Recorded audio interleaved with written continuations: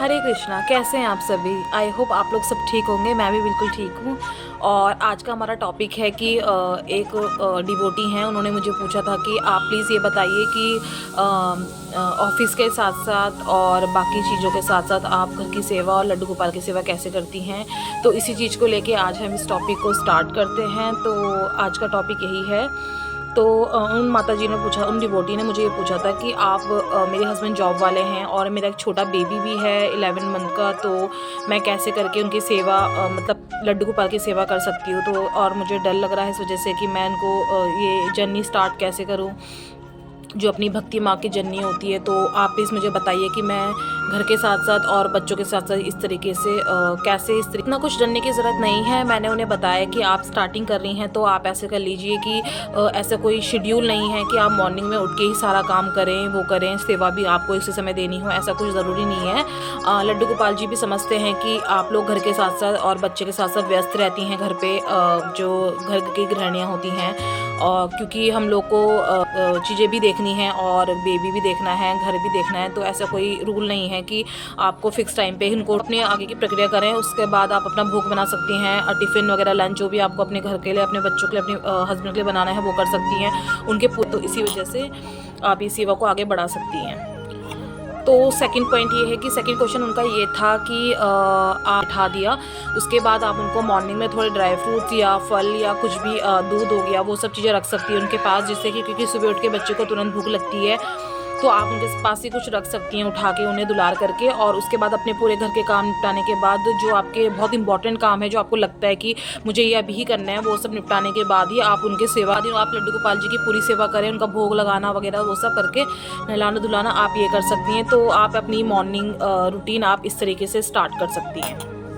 Question ये आता है कि कंठी माला को लेके कि मैं कंठी माला धारण करना चाहती हूँ, लेकिन मैं क्या करूँ अभी स्टार्टिंग में मैं एकदम से नहीं छोड़ पाऊँगी कुछ भी चीज़ वगैरह। तो मेरा मानना ये है कि जब तक आप कंठी माला धारण नहीं करेंगे तब तक आप कुछ भी आगे आपके मन में ऐसा भाव नहीं आ पाएगा कि मैं कैसे करके छोड़ूँ या जो भी है। तो आप ऐसा कर सकती हैं कि आप सबसे पहले एक राउंड की कंठी माला धारण कर लीजिए, और जब धीरे धीरे आप देखना कि आपकी जब कंठी माला धारण कर लोगे एक राउंड की, तो उसके बाद अपने आप ही आपका सब कुछ छूट जाएगा और एक टाइम बाद, और फिर आप मुझे बताना कि ये चीज़ें हुई कि नहीं हुई आपके साथ।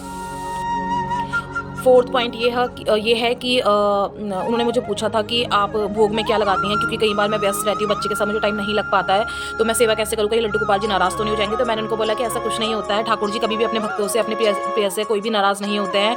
आप लोग ऐसा कर सकते हैं कि आप सूखा भोग लगा सकते हैं उनको, अगर आप पे टाइम नहीं है बनाने का तो आप उनको सूखा भोग लगा के दे सकते हैं, जैसे कि ड्राई फ्रूट्स वगैरह दे दिए, फ्रूट्स दे दिए, और आप दूध दे सकते हैं उन्हें, और कुछ वैसी चीज़ें घर में कुकीज़ वगैरह बना के, या कुछ ऐसी चीज़ें जो आप घर में बना के पहले से स्टोर के रख सकते हैं, आप ये चीज़ें उनको दे सकते हैं। और भोग में आप उनको हलवा, खीर वगैरह जो भी आप बना सकते हैं वो दे सकते हैं, अगर आप स्टार्टिंग में सेवा स्टार्ट कर रहे हैं और आपको इतना टाइम नहीं है तो। फिफ्थ चीज़ ये आती है कि उनका कहना ये था कि मेरे हस्बैंड को, और उनको ऐसा लगता है कि इस चीज़ को लेके उनकी लाइफ में इफेक्ट पड़ेगा, जो उनकी अपनी पर्सनल लाइफ है, या फिर उनके रिलेशन में कोई प्रॉब्लम आएगी। तो ऐसा कुछ नहीं है। देखो, भक्ति मार्ग अलग होता है और ये चीज़ें अलग होती हैं अपनी, है ना। तो पर्सनल चीज़ें अपनी हैं और रिलेशनशिप वगैरह सब, और अपना जो भक्ति मार्ग है वो अलग होता है। तो आप कोई भी ऐसा नहीं कहता है कि आप अपने हस्बैंड से दूरी बनाएं या फिर उनसे रिलेशन वगैरह में नहीं रहे, तो ऐसा कुछ नहीं है। आप इन चीज़ों को भी आगे कैरी ऑन कर सकते हैं। सिक्स पॉइंट ये आता है कि आप कितनी बार भूख लगाते हैं उनको। तो देखिए, ऐसा है कि कभी आप घर से बाहर जाएं या जॉब करने जाते हैं या कहीं जाते हैं, तो आप उनको मॉर्निंग में लगा के और उन्हें बता के जाएं। जब भी आप घर से बाहर जाएं तो उन्हें बता के जाएं कि मैंने आपके लिए भूख लगा दिया है और अब मैं शाम को ही आ पाऊँगी या आ पाऊँगा। तो आप तब तक आप इस चीज़ को ग्रहण करिए, और इस तरीके से आप उनको बता के जाइए, तो उन्हें भी अच्छा लगेगा और आपको भी। तो भोग वैसे 2 बार लगा सकते हैं आप दिन में, तो 2 बार मिनिमम लगाना ही चाहिए। तो आप दूसरी बारी में बना के लगा सकते हैं अगर आप पे टाइम है तो, या तो फिर आप अपना सूखा भोग भी लगा सकते हैं।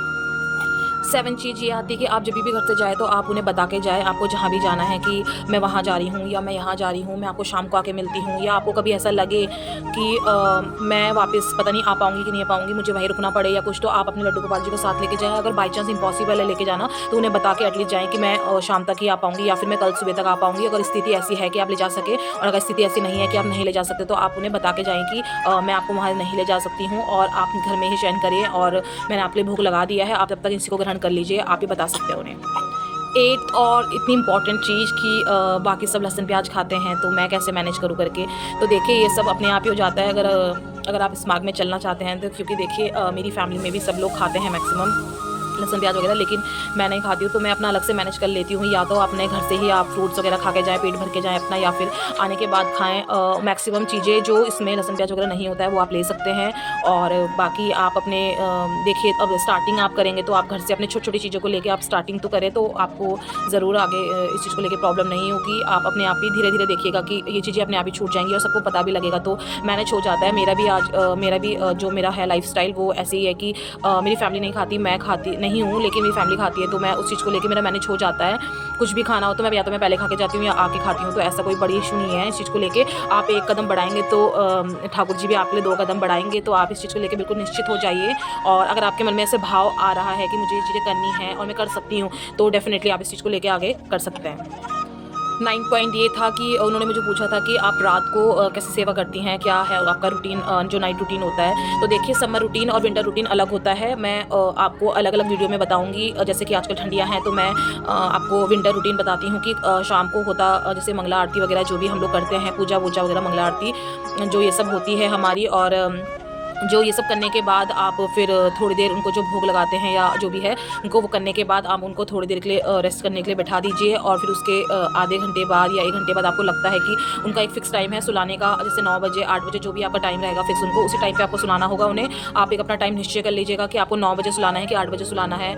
और कभी आपको कहीं जाना पड़े तो आप उन्हें पहले ही बता दीजिएगा कि आप सुला-उला के जाइए, उनको बता दीजिएगा कि ऐसी-ऐसी बात है, मैं इतना लेट आऊँगी करके, तो आप शयन करिए, या फिर आप आके भी सुला सकते हैं, लेकिन आप कोशिश करिएगा कि पहले ही सुला के जाएँ उनको। तो आप ये सब कर सकते हैं उनको जाने से पहले कहीं।